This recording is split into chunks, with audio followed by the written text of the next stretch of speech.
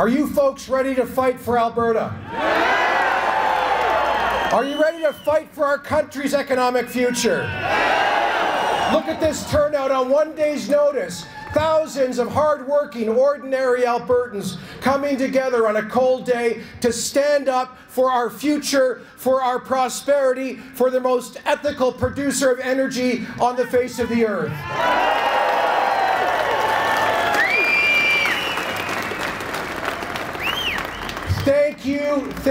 Thank you to the organizers and volunteers for putting this together. Thank you for giving a darn. Thank you for coming out and speaking with your presence to our Prime Minister, to Premier John Horgan, and to all of those enemies of this country's economic progress that are standing in the way of the Kinder Morgan pipeline. Friends, this is not just about a pipeline. This is about what kind of country we live in. If we can't get this project done, it tells us that we are no longer a country based on the rule of law. It tells us that we are no longer a country that believes in internal free trade. It tells us that we are turning our back on the future of prosperity. This isn't just a fight for one project. It's not just a fight for our energy industry. It is the fight for Canada.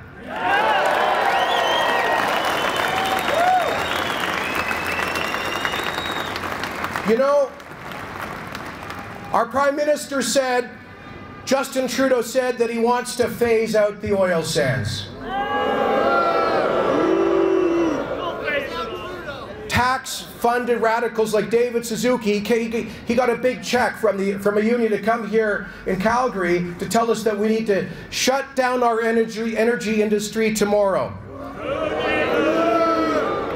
And these protesters, including Elizabeth May and an NDP MP, getting arrested in British Columbia, they all say they want to shut down our oil and gas industry. Throw them in jail! Lock them up! Lock them up! Well, that's one locker up chant I could agree with, I'll tell you. But friends, I have to say this. They want to landlock these resources. This is the result of a 10-year-long foreign-funded campaign to landlock the oil and gas of the third largest reserves in the world that are produced according to the world's highest ethical human rights and labor standards on earth.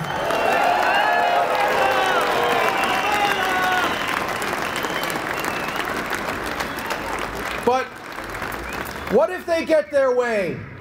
Having got Justin Trudeau to kill Northern Gateway, having got Justin Trudeau to kill Energy East through the National Energy Board, having had Justin Trudeau surrender when Barack Obama vetoed Keystone XL, having Justin Trudeau do the square root of nothing to get Kinder Morgan built, what if they get their way and they manage to landlock the world's third largest oil reserves? What will happen? Well, we'll continue to lose. In the future, we'll lose hundreds of billions of dollars of value in this resource. What does that mean? That's the ability to pay off our debts, pay for future pensions, pay for health care, pay for education and our quality of living. This isn't the fight for one industry. This is the fight for our future standard of living as Canadians.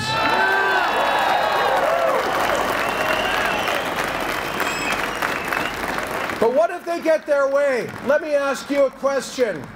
Do you think the Kingdom of Saudi Arabia will ship or produce one less barrel of oil? No. Do you think the Bolivarian Socialist Republic of Venezuela will ship one less barrel of oil? No. Or the Islamic Republic of Iran that stones women accused of adultery and hangs gay men, where capital has moved from Alberta to gas fields in Iran? Do you think they'll do any less hydrocarbon energy? No. See, here's the point.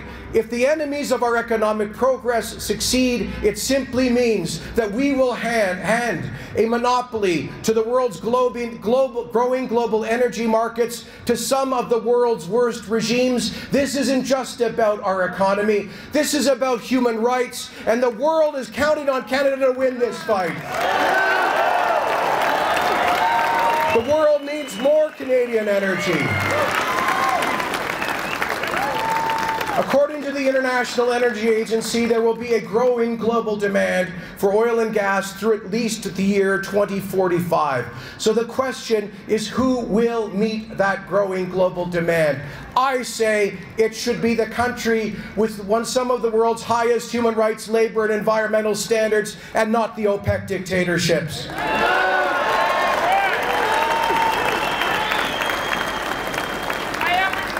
And I have a message for my friends on the political left that have been doing everything they can to defame the hardworking men and women in our oil and gas industry. Do they realize that what they've done is ended up subsidizing Donald Trump's economy? We're selling Alberta oil to the Americans at $35 a barrel, and they're now reselling American oil to the rest of the world at now $70 a barrel. Friends, the enemies of our economic progress are turning Canada into a bargain basement economy, and we will not let that happen.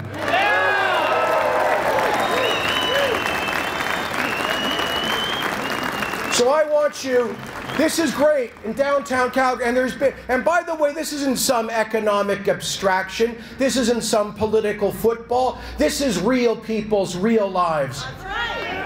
You know, a lady came up to me yesterday at a Pakistani community event in Edmonton named Nazia. Her family came here 15 years ago to start a new beginning. Her husband worked as a geologist in the energy sector for many years. And let's hear it for all those great geologists out there. And all those great new Canadian professionals like Prasad in this industry. But Nazia came up to me when I told the crowd that Trans Mountain had been suspended. She came up to me almost in tears, shaking with anxiety and fear for her future. Because she said her husband's been out of work for 3 years, and many of her husband's friends are as well. And she said, what does this mean for me? So I say to all of these people from the political left who claim to have a monopoly over compassion, where's the compassion for the tens of thousands of honest, hard-working oil workers in this province? It's time that we had a voice for them too. So friends, but we need to spread this message beyond downtown Calgary. If there's one thing you could do, it would be tonight, this afternoon, pick up the phone, call a friend of yours in Ontario or Quebec or British Columbia and tell them what you heard here today. Tell them that this isn't just about Alberta. It is about our future together as Canadians. It is about whether or not we respect the Constitution. Confederation 151 years ago was based on a dream of an economic union, and that dream is under attack right now because of this ideological government in Victoria and the surrender of the Liberal government in Ottawa. So, Justin Trudeau, we have a message for you. We're in this situation because of you, sir. You vetoed Northern Gateway, you killed Energy East, you rolled over on Keystone XL, and now you've brought forward a bill, Bill C-69, designed to shut down any future pipeline projects. Prime Minister, we are asking you to stand up and act like a national leader to unite this country, defend its Constitution, and ensure its free trade.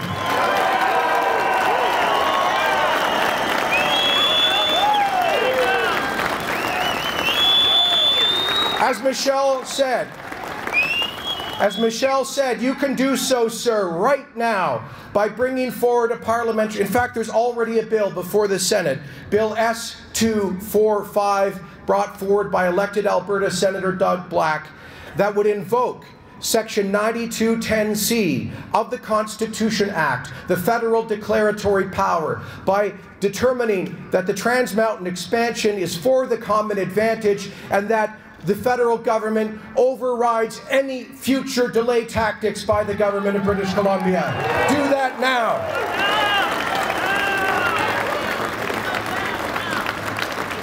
And if British Columbia's NDP won't listen to that, then let's talk Turkey. Last week, the Trudeau government, believe it or not, an Alberta-based minister, Sohi, went to BC and handed the Horgan government a $4.1 billion check for infrastructure.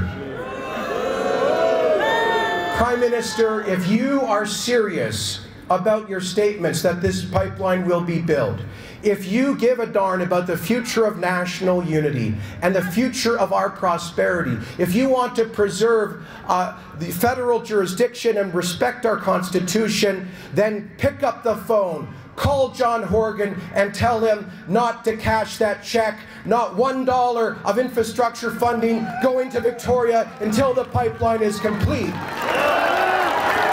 can do that.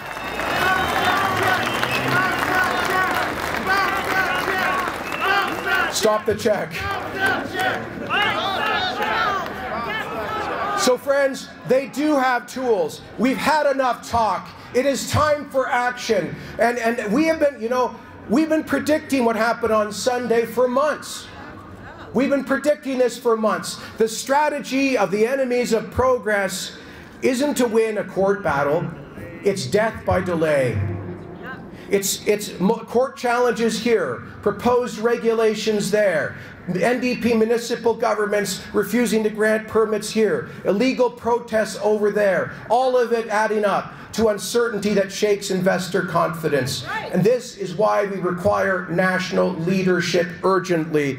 So, invoke the constitutional power and stop that infrastructure check for $4 billion from going to Victoria. And I'll tell you this, I believe that if the federal government doesn't do these things, then we must have strong Alberta leadership up to and including being prepared to do what Peter Lougheed was in 1980 to turn off the taps of Alberta oil going to the Lower Mainland.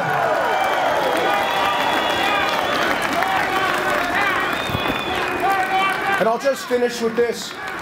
Our quarrel, I'm sure everybody here, many people here were raised in BC, have family, everybody here has family and friends. We love British Columbia. We love British Columbians, and our quarrel is not with ordinary British Columbians. And I want to say thank you to the majority of British Columbians who support the Trans Mountain Pipeline. Our quarrel is not with ordinary British Columbians, but they should hold their provincial government to account for jeopardizing their economic future. And so friends, if we need to, I would be prepared as a premier to turn off that tap, to send a message that they cannot stop our economic future without there being real consequences. So friends, thank you for coming out. Don't give up the fight. This fight is just starting because we've been going through a tough time, but we're Albertans. We overcome, we struggle, and we emerge. This is the province that is strong and free, and with that strength and freedom, we will lead Canada back to prosperity. God bless Alberta.